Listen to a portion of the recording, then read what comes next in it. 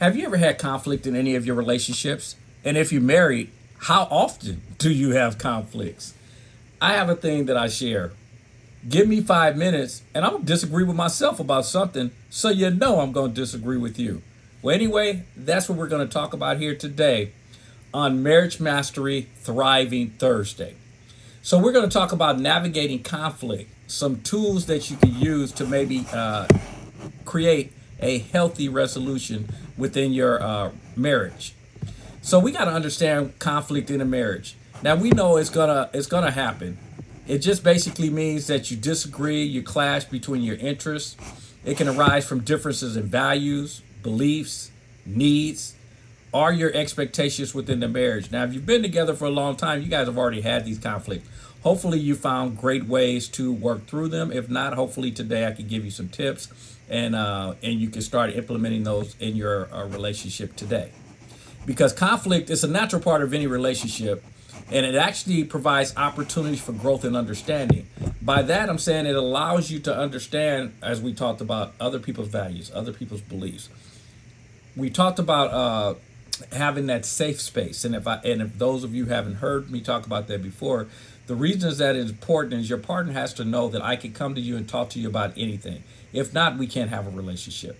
I had a young lady share that. I think I might have shared that before, but she was telling me that her boyfriend shuts down and won't have conversations with her on tough topics or things that he may be wrong, he doesn't want to talk about.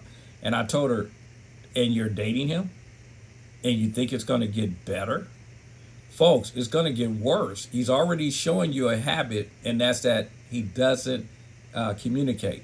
That is very dangerous inside of any relationship. There's only time before the relationship will start to deteriorate.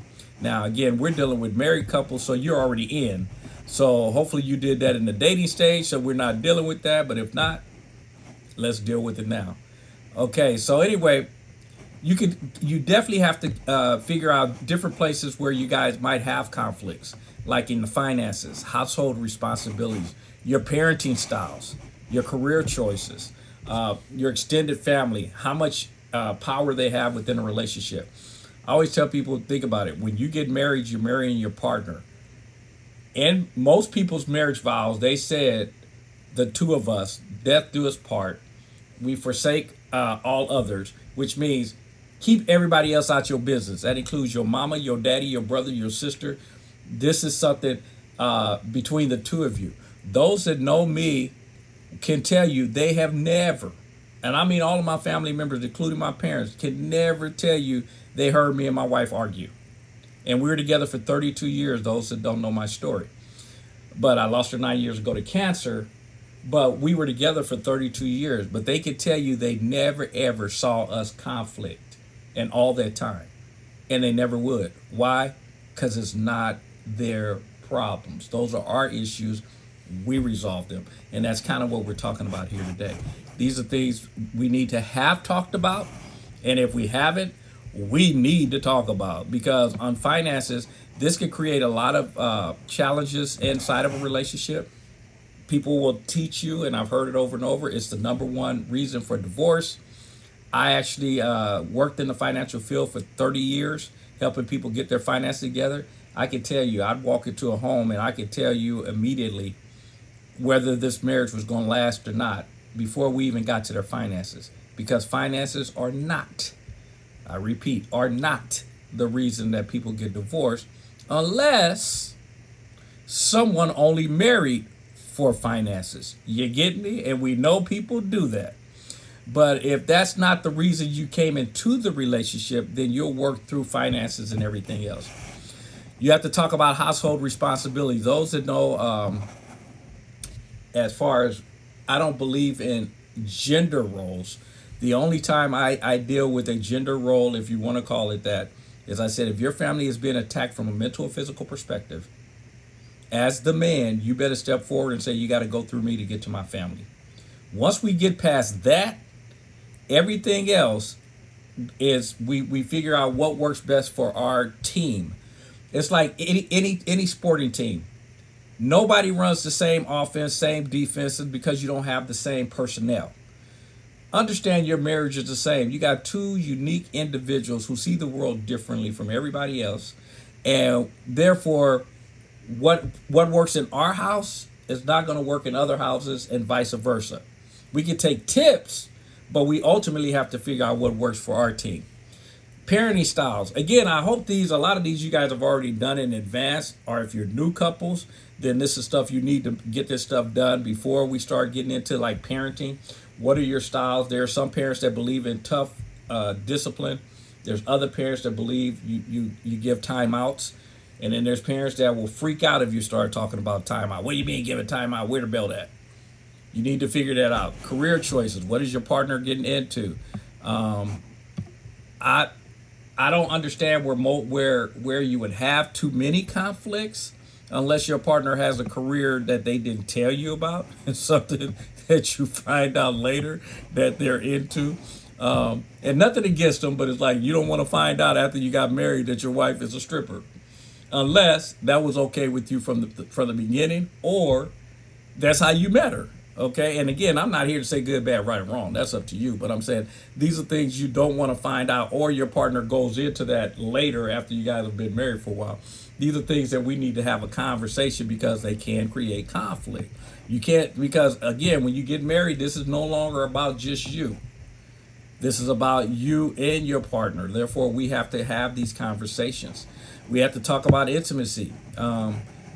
Now, I know some of you believe, especially guys, believe that whenever he decides that he's in that mode where he wants to have sex, he believes that a woman is supposed to just agree. Folks, be a human being. Just because you're in that mode doesn't mean that your partner has to be in that mode. And for you to force somebody to do something, especially from a sexual perspective, when their heart and soul is not into it, to make them do that, folks, do you understand the feeling that you're putting within this person while you guys are doing this act? I know guys use this one whenever they talk about guys cheating. They'll say, well, guys, if they go outside the relationship, or guys can have sex, I shouldn't necessarily say outside the relationship, but it does include outside the relationship, but they'll say guys can have sex without any feelings, and women always have feelings. And I tell guys that's not true. I guarantee you there are times that your wife has had sex with you and had no feelings attached. You guys follow that? Guarantee you there's been times that she didn't want to do it, she didn't feel like it, but she did it just for you. Trust me, there were no good feelings attached at the time this was happening. You don't want this happening too often, because now you're going to start to create resentment inside the relationship. And that's where a lot of relationships are, because the fact is you have these guys that believe in that dynamic, that teaching of when the guy is ready, the woman should be ready. And if not, she needs to just go through it, at least take care of him. Folks, no. At the same time, ladies, do not use sex as a negotiation tool, because it's not. But I understand if you've had a hard day at work, your husband should also understand if you had a hard day at work. Sometimes people just aren't in the mood. Welcome to the real world. So anyway, you guys understand that. We're adults here, okay? My thing is, get past your ego, get past your being self-absorbed and only thinking about you. And that's really what all this is about. When we get past ourselves and we take our partner into consideration and treat them like a human being, a lot of the stuff that we're talking about in terms of conflicts kind of goes away, because you're able to hear your partner, like we said, in the safe place, sharing their wants and desires, and you're able to meet those, or at least we get to negotiate on what's best for our particular relationship. Now, you definitely have to have good communication, and that's in understanding each other's perspectives. And that comes from being a great listener. You guys hear me? That's the hardest things that human beings do, is listen. Most of us, if you watch people, and I always tell people, do this as an experiment. You can sit there and laugh all day if you watch people in their conversations and see how much people really don't listen to each other. It's like one person's talking and the other person, you can see they're just waiting to jump in. They ain't listening to nothing the person said. They just want to give their input. I get caught in there myself sometimes, and I try to catch myself more often than not to say, be quiet, listen, hear what they're saying. And some of that listening is being able to feedback what they said to make sure there's some clarity in there that you understand what they're talking about.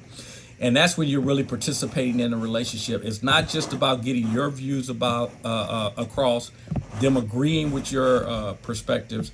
This is a relationship. And make sure when you're having these conversations, avoid being defensive.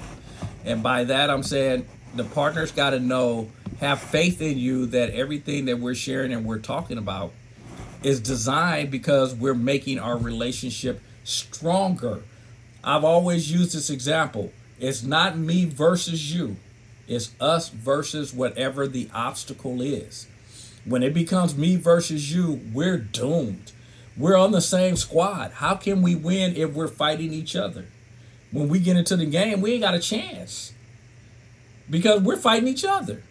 We got to be on the same squad as a united front in order to attack any obstacle. I don't care if we're talking about the toothpaste cap off a toothpaste bottle. We got to figure out how we going to get that cap back on the bottle. Why do you think the way you think? Why do I think the way I think? Why? Folks, we are a team, and that in your marriage, you need to understand that we are a team. Now, you got to introduce, when you guys are talking, different ways that you want to solve certain situations. Like there are people who believe because they get angry, let me walk away and we'll finish this later after I calm down. If you know that's that person's style, then back off and allow them to walk away. Now, again, like I say with everything, do not use that as an excuse not to have negotiations where you can act like you mad, you can walk away, and then you ain't got to deal with the situation. No, we have to deal with the situation. But you know at the same time, if you're a person that takes things personal, which again, what we're talking about here, you got to learn how to quit doing that and realize the person's on your team and let's work through this stuff. But if you are a person in the beginning, or that's where you are in the marriage right now, that you are a person to get defensive and you know that you get angry, before you say stuff that is going to cut, that once you say them, you cannot take them back, and you know it's better for you to walk away and cool down, then as a partner, you got to understand it's better to let them walk away and cool down. And don't be the partner that follows the person when they're walking away because you want to keep the conversation going. This is why it's us having a conversation and figuring out how are we going to do this? How do we problem solve? What's the best for your personality for us to do this? I heard somebody say that what they do is they made an agreement that whenever they get in a conflict, then they take off their clothes and they're both standing there naked, and and it says it kind of takes the steam off of whatever it is they were talking about, and it brings them quickly to a close on the conversation. Now, I'm not saying this works in every situation. I'm just saying we're being creative, we're brainstorming, we're figuring out ways that'll work for our particular relationship. And in some people's cases, you're going to need to go get third party. If you guys refuse because somebody's stuck in their ways and one of you are stuck in their ways and is not willing to budge, you have to be open. If you're not willing to listen to your partner, at least let a third party come in and give some advice. And make sure the person that you go to has some great advice, has been and walked down the aisles and did the things that you're doing. Because, folks, I don't know. For me, I want to know you've been there, done that, if you're going to tell me how to do it. Okay? Now, the forgiveness part goes without saying. If you guys get into these arguments or disputes or something is said, but again, make sure it's something that can be forgiven for, because when you cut people, folks, that's hard to tell a person, yeah, I know I cut you, but I was bad, and you should forgive me. And those that don't know what I mean by cut you means that you say something that's hurtful, something that's harmful. I can forgive you just because we disagree and you say something and I just go, okay, I don't agree with that or whatever. But we can work through that, and we both have to be willing to work through that so that we can rebuild and or just repair the relationship if something goes wrong. And folks understand, and you guys have heard this before, forgiveness does not mean forgetting. It's kind of like I teach, acceptance is not the same as agreement, because I believe love is just accepting person, place, or thing just the way that it is. Doesn't mean I agree. I can accept you as you are. Because I don't agree, we might not be hanging out together. You guys follow me? Because they have nothing to do with each other. That's why you can love a person from a distance. Because I can accept that this is your life, your journey. You run it. That's cool. Run your race. But it doesn't mean because I don't agree that I'm going to hang out with you. This holds true inside of the marriage. Doesn't mean I have to agree with you.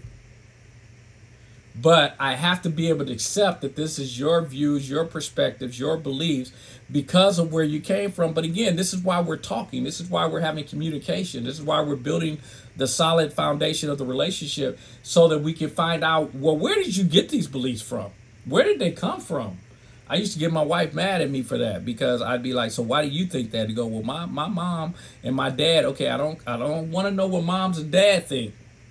I can go ask mom and dad what they want, what they think. I want to know, why do you think the way that you think? And that used to drive her crazy. She used to get upset with me. But anyway, but the key is, that's what I'm saying is, we need to be able to have a conversation where we can say, you have the freedom to speak your perspective. And that's why I used to do that with her, is I said, dear, I'm not trying to prove you wrong. I'm not trying to make you believe what I believe. But I want you to be strong in your beliefs so that you can stand on your beliefs. So when somebody asks you, why do you think this? This is not what my mama, what my daddy said, what my husband said, what nobody else said. I believe and I stand on this because these are my beliefs. And then we can have that open line of communication as two individuals and come to an agreement, even if we agree to disagree. We can come to a conversation, but that again, that's that safe spot that we can have that conversation. Make sure you have that safe spot. And in some instances, as I said it before, you're going to just have to seek professional help and be open to that. Is your marriage worth it? You can make that decision. I'm hoping the answer is yes, because I am a person that I believe in marriage. That's the reason I'm doing this this marriage mastery, because I believe in marriage. I have guys get in the car with me when driving rideshare that will tell me, man, I just came from hanging out with this girl, and then tell me I'm trying to sneak in the house and hopefully I don't get caught by my wife or my kids wake up or something. Folks, that to me, that hits me in a wrong place, because I believe in marriage. And I know the guys are sharing that with me because they think that, oh, you're a man, so you understand what I'm doing. No, folks, I don't understand. I don't understand. I believe in marriage. I believe in committing. So I'm the wrong person to have that conversation with. So, but some of the things you could do just for yourself is that will help the marriage also, is doing some meditation, doing some yoga. You guys have heard this kind of stuff before, but do it. Some of you have heard it, but you're not doing it. Get some meditation, get some yoga so that you could calm yourself down, especially if you're a high-tempered person, to be able to see a different perspective, because that's what meditation and stuff does. It helps you become a little more calm. That will help when we start doing our conversations, when we get together and we're having these discussions and these conflicts. I'm more at peace, and the relationship, the conversation will go a lot smoother. You can do this to help your relationship. It's definitely going to help you personally, but then it's going to turn around and your partner will benefit from you doing this. I always say you don't make changes for other people. You make changes to make you a better person, and other people will benefit as a result of that growth. And that's really kind of what we're teaching, and everything we're sharing is trying to help you become a better, stronger individual, which in turn will make you a better, stronger partner. Now, we got to focus on, as we close out here, on how to prevent future conflicts. We got to come up with different examples, like, do we set a time that we're going to talk about this? We got to set boundaries of what can or cannot be said. Some people don't like certain words that are used because they're trigger words. And those trigger words are things from their past that make them feel a certain way. So those words come off the table. The key is all of this stuff is geared around communication. That is the most important part. That's how we resolve conflicts. That's how we make sure we don't have future conflicts. And we got to make sure we do this stuff on a regular basis when it comes to preventing these conflicts. We got to be able to check in and see how your partner's doing. On a daily basis, I would do that. Hey, babe, how you doing today? You good? Is there anything you need from me? Is there anything I could do to help your day out? I mean, just checking in. If you talk to them later in the day or whatever, always look for how can I strengthen the marriage? How can I help my partner grow? More importantly, how can I help me grow? And remember, we are a team. And the whole thing is working together as one as we navigate through these conflicts. And that will cause us to have a healthy relationship. So make sure, folks, I hope you got some good tips out of this. Take the time to communicate with your partner. Don't hold grudges. Be willing to be open. Share and allow your partner to share. Figure out again the timing. If your partner's getting angry. Don't do this in front of other people. Whoo, that's a major one. Folks, that's why I said earlier, nobody could tell you they saw us have a conflict, because our challenges are ours. Our problems are ours. We will resolve them and not in front of you. The only time you should be opening up about your particular issues is if you're in front of someone who can actually help you guys through this particular situation, as we're talking about that third party. If not, you're gossiping. Do not gossip with other people, especially about conflicts that's going on in your house, because you're going to cause the person who's on your side, because that's obviously who you're going to share with, somebody that's on your side. You're going to cause them to turn against your partner, and then they're going to create more conflict in your relationship, because they're going to be like, well, why you put up with it? Why you letting him talk to you that way? Folks, and I know you guys have experienced it. You've had friends that experienced it. This is our relationship, and we got to make sure we work together as a unit. Make sure our partner is at peace in their life. That's what the provide and protecting is all about. Does your partner feel safe inside of the relationship?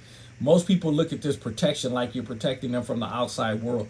Folks, we're not in the days of lions, tigers, and bears.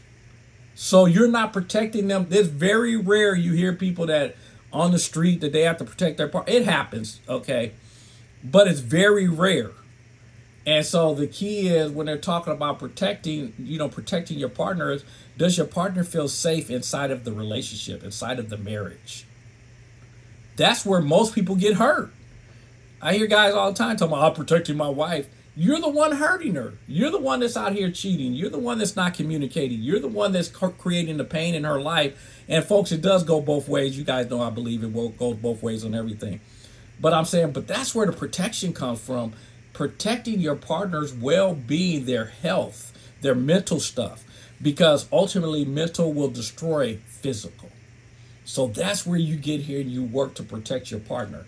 And this is a part of protecting our relationship, is being able to go through and go through conflict and get those resolved.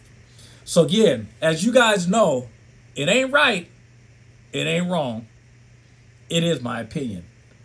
Work on this conflict resolutions, and I look forward to seeing you guys on Monday, where we do Self-Love Monday. And remember, if you're not having fun, you should be doing something else. Talk to you soon. Take care. Bye-bye.